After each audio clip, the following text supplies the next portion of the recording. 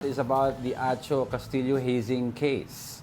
10 fraternity members were found guilty of violating the anti-hazing law in connection to the case of University of Santo Tomas law student. The Manila Regional Trial Court Branch 11 convicted Aegis Juris members Arvin Balag, Min Wei Chan, Axel Munro Hipe, Oliver Onofre, Joshua Macabili, as well as Ralph Tranguilla, Robin Ramos, Jose Salamat, Daniel Rodrigo, and Marcelino Bagtang. They were sentenced with reclusion perpetua or up to 40 years of imprisonment. They also have to pay over 680,000 pesos of damages to the Castillo family. Castillo died of hazing 7 years ago. His father was emotional over the verdict. It's a long journey, 7 years. This is how we imagined it to be, na madadali namin ito dito. Those 7 years, I think for our son, it is worth it. You know, we all saw it from day one. We all had our doubts kung ano mangyayari. Castillo's mother, Carmina, believes UST and Law Dean Nilo Divina are also responsible for the death of Atio. The guilty verdict is a team effort. We all placed our 100% and we got our conviction. At this point, I would like to say that I'm holding University of Santo Tomas responsible for the death of our son. It has been proven that Aegis Juris has been practicing hazing. And it's time to check your policies and your laws in the school. Now, to further get their thoughts and insights about this issue, we have Atio Castillo's father, Horacio Castillo Jr. joining us. Good morning, sir. Thank you very much for spending time with us. Hi, good morning po, Sir Angelo and Angela. Angela. Sir, we'd like to get first your reaction. What was going through your mind as you were hearing the verdict being handed down? well, the mood sa loob po nung the courtroom was surprisingly it was very solemn. The silence was deafening. And when the judge came out with an envelope sa hand niya, and she took out, medyo makapal po yung yung documents, and then she started reading it. Actually, it was breathtaking po talaga. It was, as I would say, parang suspense po. And she read the cover, pagkatapos po, and then she asked yung nasa loob ng korte if we would want to hear the whole document. The document consists of more than 75 pages, pero we all agreed na just the dispositive Portion. portion. And then ayun po, when it came to that part, to the decision, she read all the names of the accused, and then sinabi po niya doon na finally guilty beyond reasonable doubt. Well, it gave a sense of relief po talaga. After 7 years of waiting, those are the words we wanted to hear. But that's sorry. Go ahead, sir. I know a guilty verdict will never replace the feeling of having lost a son, but do you think this is sufficient enough to send a message to the other still existing fraternities that maybe are still practicing this kind of hazing? Well, definitely po, because it sends a strong signal na now po the Department of Justice is very serious in prosecuting this case. And with this landmark case po, we've seen po 2 cases that have been decided upon na because of the landmark case, bumibilis po yung investigation, natututo na po ang ating mga prosecutors to gather evidence, to get witnesses, and they've been aligning with other government agencies para po mas streamline ang investigation. We can see mga mga court cases finish mga 3 years, 4 years. And we're happy with that. It's enough po para ang fraternity mag-isip, because this is a non-bailable case. Yes. And the penalty is quite quite stiff, yung 40 years. It's not worth it, sir. Right. right. Pero Mr. Castillo, have we heard anything from UST and Dean Nilo Divina after po the conviction? After the conviction only from newspaper and through multimedia. Pero hindi po sila personally nakipag-contact sa inyo? They've not reached out po.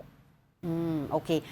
Civil, sabi nga po nito, no, itong sa civil law, Dean Nilo Divina, ini-insist po nila that their policies are enough to protect students from some chose not to follow them. Your thoughts on this? Because I know hinahabol nyo nga po ang accountability naman po ng Dean. Your thoughts on that? Ma'am Angela, my wife was right, yung sinasabi niya that they failed to safeguard the safety of our son. Kasi the court clearly established na the aegis juris fraternity practices hazing. It was not only our son who was hazed. During the Senate hearing, it was proven doon sa committee hearing formed by Senator Ping Lacson. It was said in that hearing that 3 other who are now members of the fraternity underwent the same hazing rights. So when they say na siguro nagkamali sila, maybe yung meron namang safeguards, but how can they claim that?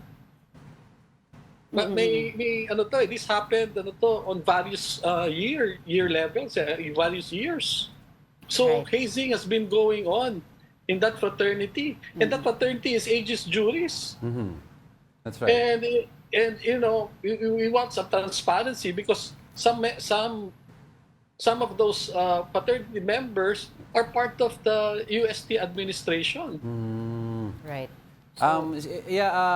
Sir, I'd like to ask also, since are you in touch also with other victims of hazing and their families with regards to any plans to possibly hold UST and Dean Divina accountable for all these issues?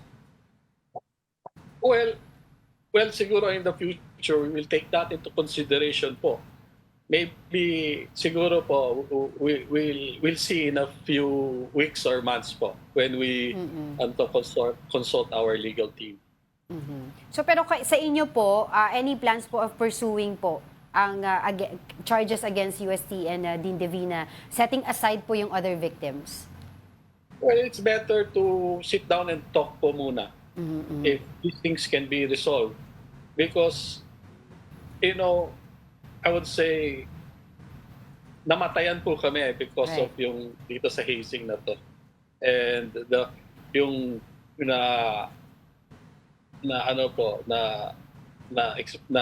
naramdaman ng pamilya for 7 years. Kailangan po namin ma-voice out yan.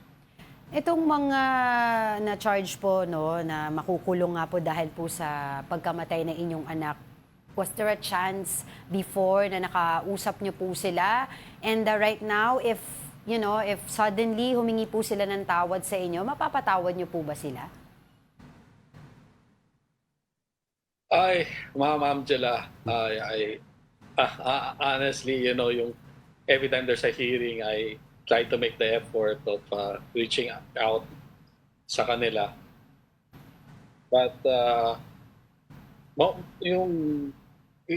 most of them po choose to to be on the sidelines, and wala naman pong nangyaring apologies dun sa 7 years po yun. Alright, and I know prior to this verdict, kayo po talaga ay hopeful, pero was there any doubt before na baka hindi po ganito yung makuha ninyong verdict? From day one, sabi ko nga, I already imagined na this day would come, and we prayed for that, and you just have to believe po na it will happen, and yesterday po na nangyari po talaga. Siguro lastly na lang po, mensahe niyo po sa inyong pamilya, especially sa asawa niyo na talagang naging karamay niyo po for the last 7 years to fight this case. Well, I would say always naman my wife,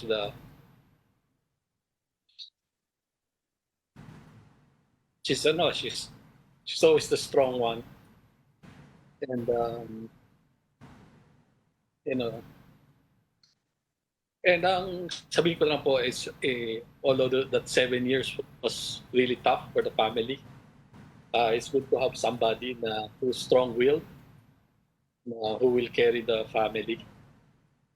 And siguro po, I would say na lang po na maybe it's because of marami rin po sumuporta sa amin, and yung mga sumubaybay po, and nagdasal, nagbigay ng suporta, for the family, yung naramdaman po namin, mga those times na talaga po nakaganan na nakatulong po, and ang laki po ng pasasalamat po namin. And you think Atio will finally rest in peace? Opo. I think he's happy po. I very much do think it. Matapos din. Well, thank you so much for your time po. We appreciate you going on for this interview. Of course, we're sending out our thoughts and prayers. Maraming salamat po sa inyo, Mr. Horacio Castillo Jr. Maraming salamat din po. Well, one of the most difficult interviews Yes. We've done so far. Nararamdaman mo sa pain ng we're parents also. Of course. Sa pain ng isang magulang, isang ama, di ba? For your child to be taken away by senseless acts of violence that And a are lot not of- needed. Exactly. A lot of people are saying na this is going siguro yung the closure that they want, no? Pero I don't think naman talaga Never replay. in any death, 'di ba? Parang it's so hard to find it's so hard to choose to have a closure. There's closure of the issue or the event at hand, but you never ever get over the death of a loved one. Sabi nga nila, di ba, it should be the children burying their parents. It's not the parents who should be burying their children, because that is a more painful thing to do, di ba? So, and you hear it in his voice, the difficulty, despite of being 7 years already. So, thank you sa Pamilya Castillo for that time you gave us, and we hope for the best.